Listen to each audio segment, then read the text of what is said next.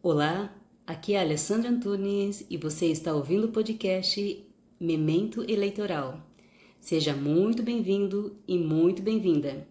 É um grande prazer estar aqui novamente falando com você sobre mais um tópico de direito eleitoral. Hoje eu trago mais um assunto muito interessante. Eu quero abordar o RCED, Recurso contra Expedição de Diploma. Quero falar sobre vários aspectos deste recurso, que na verdade não é bem um recurso, é uma ação eleitoral, e eu trago muitas informações interessantes aqui sobre esse recurso, na verdade, essa ação. Vamos lá? Segundo o artigo 262 do Código Eleitoral, o RCED poderá ser interposto nos casos de inelegibilidade superveniente, casos de inelegibilidade constitucional e falta de condição de elegibilidade. Uma coisa muito importante é que os fundamentos para a interposição do RCED são números clausus. O que isso significa? Que essas situações são taxativas, ou seja, não admitem ampliação. Isso acontece porque essa ação impõe restrição a direito político fundamental, porque uma vez provida a ação, a pessoa eleita ela é impedida de exercer o seu mandato em decorrência do cancelamento do seu diploma. Muito provavelmente você esteja querendo saber o que é inelegibilidade superveniente. Bem, inelegibilidade superveniente é aquela que surge entre o momento do registro de candidatura e a data do pleito. Essa é a definição construída pelo Tribunal Superior Eleitoral, que já apontou, em seus julgados, que a inegibilidade surgida após o registro de candidatura e antes da realização das eleições consiste em inegibilidade superveniente que pode ser objeto do RCED. Além disso, a súmula TSE número 47 diz o seguinte: a inegibilidade superveniente que autoriza a interposição de recurso contra expedição de diploma fundado no artigo 262 do Código Eleitoral é aquela de índole constitucional ou, se infraconstitucional, superveniente ao registro de candidatura e que surge até a data do pleito. Já inelegibilidade constitucional é aquela que advém da Constituição Federal, especialmente do artigo 14, parágrafos 4º a 7º. Eu não vou ler com vocês esses artigos da Constituição, mas assim que vocês tiverem um tempinho, ou depois que vocês terminarem de ouvir esse podcast, vão lá no site do Planalto, acessem a Constituição por lá e leiam esses artigos. É bem interessante conhecê-los. Já as condições de elegibilidade são aquelas listadas no artigo 14, parágrafo 3º da Constituição Federal. Se a pessoa candidata não atender a elas, será cabível RCED. Agora, é muito importante, como as inelegibilidades constitucionais e as condições de elegibilidade originam-se da Carta Magna, a Constituição Federal, a teor do artigo 259 do Código Eleitoral não se sujeitam à preclusão temporal, podendo ser alegadas após o registro de candidaturas. Como eu já havia dito na abertura desse podcast, apesar de o nome ser recurso contra a expedição de diploma, a natureza jurídica do RCED é de ação, já que não há insurgência contra uma decisão judicial, mas sim contra o ato de diplomação, que é um ato administrativo da Justiça Eleitoral. Vamos prosseguir. De acordo com o parágrafo 1º do artigo 262 do Código Eleitoral, não será cabível a RCED se a inelegibilidade superveniente que atrai a restrição à candidatura for formulada no âmbito do processo de registro. E é bastante interessante porque o doutrinador José Jairo Gomes observa que, ainda que o referido parágrafo 1º do artigo 262 do Código Eleitoral não existisse, a coisa julgada material impediria que a inelegibilidade superveniente, já decidida no processo de registro de candidatura, pudesse ser arguida e reapreciada no RCED. Então, na verdade, esse parágrafo 1º do artigo 262 do Código Eleitoral, ele fortalece o Instituto da Coisa Julgada, demonstrando a importância da sua observância no RSED. Agora vamos falar sobre o parágrafo 2º do artigo 262 do Código Eleitoral. Esse dispositivo diz o seguinte: a inelegibilidade superveniente apta a viabilizar o recurso contra a expedição de diploma decorrente de alterações fáticas ou jurídicas deverá ocorrer até a data fixada para que os partidos políticos e as coligações apresentem os seus requerimentos de registros de candidatos. Segundo José Jairo Gomes, esse parágrafo 2º traz uma previsão teratológica, absurda, ilógica e equivocada, porque a inelegibilidade superveniente é aquela que surge entre o pedido de registro de candidatura e o pleito. Assim, se ela ocorrer até a data fixada para que partidos políticos e coligações apresentem o requerimento de registro de candidatura, não será superveniente, porquanto já existia na fase de análise dos registros de candidaturas. Eu, particularmente, acho que ele está corretíssimo. E vocês? Agora vamos falar sobre o prazo para interposição. O RSED pode ser interposto no prazo de 3 dias após o último dia limite fixado para a diplomação dos candidatos. Essa data, em geral, é fixada no calendário eleitoral. Nas eleições de 2024, por exemplo, o calendário eleitoral fixou como último dia limite para a diplomação dos eleitos o dia 19 de dezembro.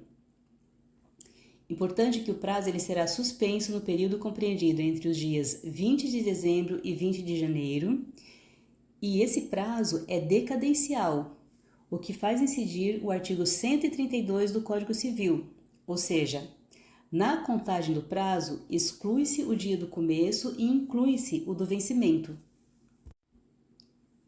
E quanto ao rito processual? Como deve tramitar o RSED?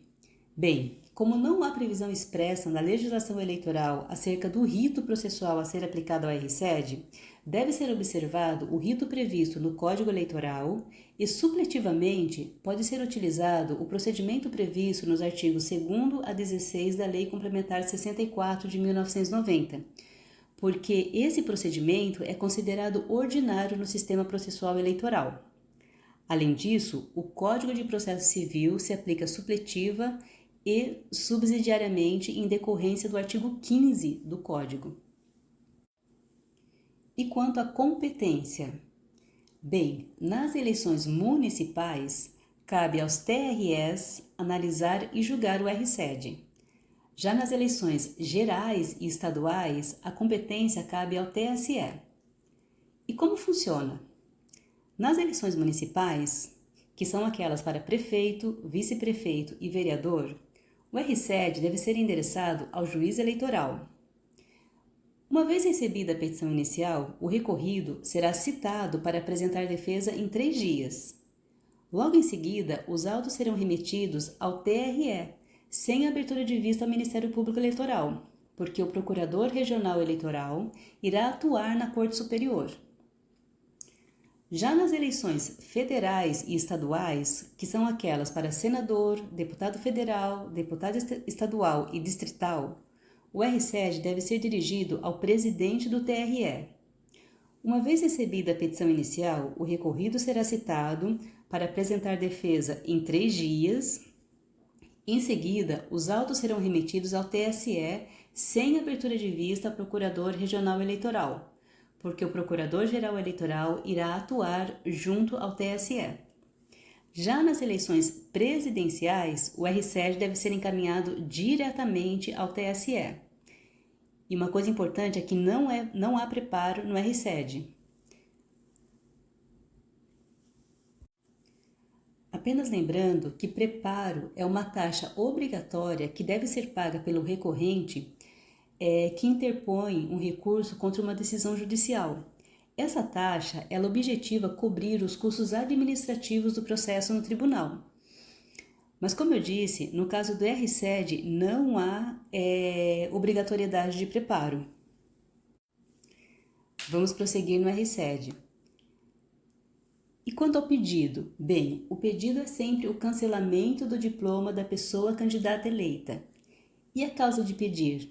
A causa de pedir é uma das hipóteses elencadas no artigo 262 do Código Eleitoral, que são inelegibilidade superveniente, inelegibilidade constitucional e falta de condições de elegibilidade. E quanto a provas, podem ser arroladas até 6 testemunhas. A prova documental deve ser acostada à petição inicial no momento da interposição da ação, e se o recorrente não apontar as provas que pretende produzir desde logo, não poderá fazer em outra oportunidade em decorrência da preclusão temporal. Então, preclusão significa a perda da faculdade de praticar um ato processual. No caso da preclusão temporal, essa perda ela decorre da extinção do prazo para a prática do ato processual. Então, no caso do RSED, o recorrente ele deve apontar as provas que pretende produzir logo na interposição da ação. Se ele deixar de fazer isso, nesse ato, ele perde esse direito, em decorrência da preclusão temporal. Vamos falar agora sobre legitimidade. Quem tem legitimidade ativa para interpor o RSED? Bem, podem interpor o RSED o partido político, a federação, o candidato eleito e diplomado, o suplente e o Ministério Público Eleitoral. É possível a formação de litisconsórcio entre os legitimados, mas a coligação, em regra, não é parte legitimada para interpor a RSED, porque o consórcio de partidos ele é extinto com o fim das eleições. Apesar disso, uma vez extinta a coligação, os partidos podem individualmente interpor o RSED. No polo passivo, deve figurar somente a pessoa candidata diplomada. Nas eleições majoritárias, há litisconsórcio passivo entre titular e vice, porque, embora a inelegibilidade e a falta de condição de elegibilidade ostentem caráter pessoal, a desconstituição do diploma de um dos integrantes da chapa a afeta totalmente, tornando-a contaminada. Contudo, é possível encontrar julgados do TSE em sentido contrário. Ou seja, dizendo que a inelegibilidade é pessoal e não afeta a chapa como um todo. E por fim, quanto ao prazo para recurso, esse é de 3 dias contados da intimação da decisão. Era isso que eu gostaria de falar a respeito do RSED. Eu espero que você tenha gostado e que esse podcast seja útil no seu dia a dia, no seu trabalho. Eu espero também que eu tenha conseguido trazer informações que tenham te ajudado a aumentar os seus conhecimentos. Semana que vem eu quero trazer mais um assunto a respeito de ações eleitorais, então eu espero encontrar você por aqui para a gente conversar sobre um outro tópico relacionado às ações eleitorais. Muito obrigada mesmo por estar aqui comigo. E se você não é meu seguidor lá no Instagram, me segue lá, memento_eleitoral. Vai ser um grande prazer encontrar você por lá também.